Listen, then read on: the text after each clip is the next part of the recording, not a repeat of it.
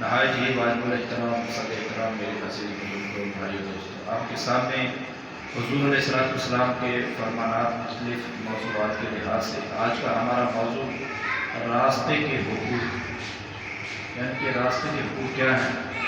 آج کی یہ حدیث پاک حضرت ابو سعید خدری رضی اللہ تعالیٰ عنہ، آپ اس کے راوی ہیں۔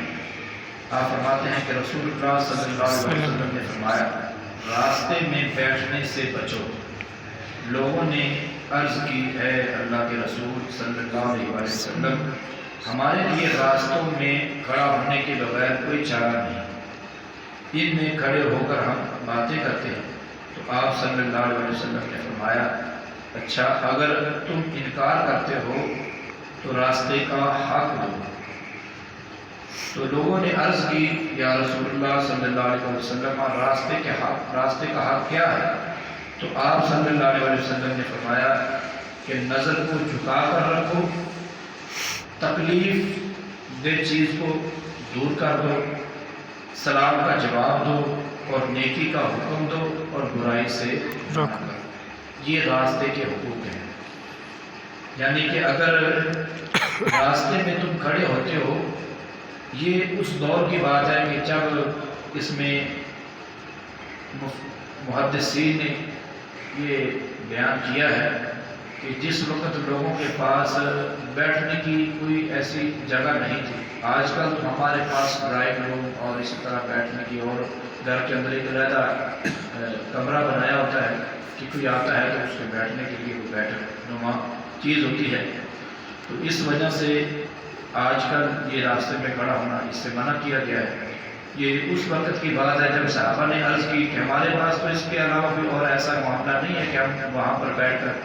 تو پھر نبی کریم صلی اللہ علیہ وسلم نے فرمایا کہ یہ راستے کے حقوق اگر تم ادا کرتے ہو تو پھر تمہیں اجازت دیتا ہوں۔ تو آج بھی اگر ہم راستے میں اگر کھڑے ہوتے ہیں بالفرض، تو ہمیں ان حقوق کا خیال رکھنا ہوگا۔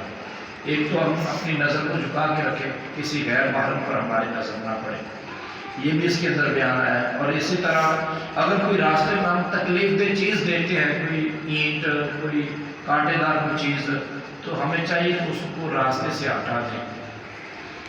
اسی طرح اگر کوئی ہمیں راستے پہ کھڑے ہوئے آتے جاتے کوئی ہمیں سلام کر رہا ہے تو ہمیں چاہیے کہ اس کے سلام کا جواب دیں، یہ بھی راستے کا حق ہے۔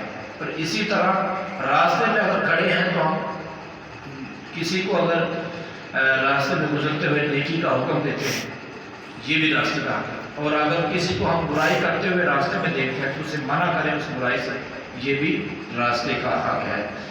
تو اسی طرح اللہ تعالیٰ نے بھی قرآن کے اندر یہ ارشاد فرمایا ہے راستے کے حقوق کے بارے میں۔ اللہ کا قرآن کیا کہتا ہے؟ قُلْ لِلْمُؤْمِنِينَ يَغُضُّوا مِنْ أَبْصَارِهِمْ وَيَحْفَظُوا فُرُوجَهُمْ، کہ مومن مردوں سے کہہ دو کہ وہ اپنی نظریں نیچی رکھا کریں اور اپنی شرمگاہوں کی حفاظت کیا کریں۔ یہ ان کے لیے بڑی پاکیزگی کی بات ہے، اور جو کام یہ لوگ کرتے ہیں اللہ ان سے خبردار ہے۔ اور مومن عورتوں سے بھی کہتے ہیں کہ وہ بھی اپنی نگاہیں نیچی رکھا کریں اور اپنی شرمگاہوں کی حفاظت کیا کریں، اور اپنی آرائش یعنی زیور کے مقامات جو ہیں ان کو ظاہر نہ ہونے دیں۔ یعنی کہ زیور پہننے کے مقامات آپ بھی بہتر جانتے ہیں، کان ہے، ناک ہے، ہاتھ ہے، یہاں پر زیور پہنے جاتے ہیں۔ تو ان چیزوں کو ڈھانپنے کا قرآن کے اندر حکم ہے۔ تو اسی طرح ہمیں چاہیے کہ اگر راستے میں بسا اوقات کھڑے ہوں یا ہم راستے میں سے گزر رہے ہیں تو ظاہر ہے آنا جانا تو ہوتا ہے، یہ زندگی کا ایک حصہ ہے، جہاں سے بیٹھا نہیں جا سکتا۔ تو ہم یہ راستے میں سے گزرے، بازار میں سے گزرے، یا ہم اس طرح کے ہمارے معاملات جو ہیں ان کے اندر اگر ہم شریعت کی پاسداری کریں گے، حضور علیہ السلام کے فرمانات کو، اللہ کے حکم کو اگر سامنے رکھ کر گزریں گے یا کھڑے ہوں گے تو اس کے اندر ہمارے لیے بہتری ہے۔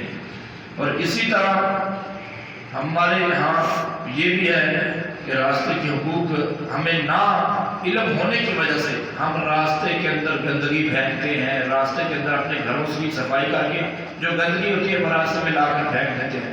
یہ راستے کے حقوق نہیں ہے کہ اپنے گھر کی گندگی نکالی اور راستے میں ڈال دی۔ راستوں کو صاف کرنے کا حکم دیا گیا۔ ہم ایون کہ حضور علیہ السلام نے یہ فرمایا کہ اگر تم کانٹے دار کوئی چیز بھی دیکھتے ہو نا تو اسے بھی راستے سے ہٹا دو۔ چاہیے کہ ہم گھروں سے اتنا ڈھیر سارا کوڑا اٹھائیں اور راستے میں لاتے رہتے ہیں۔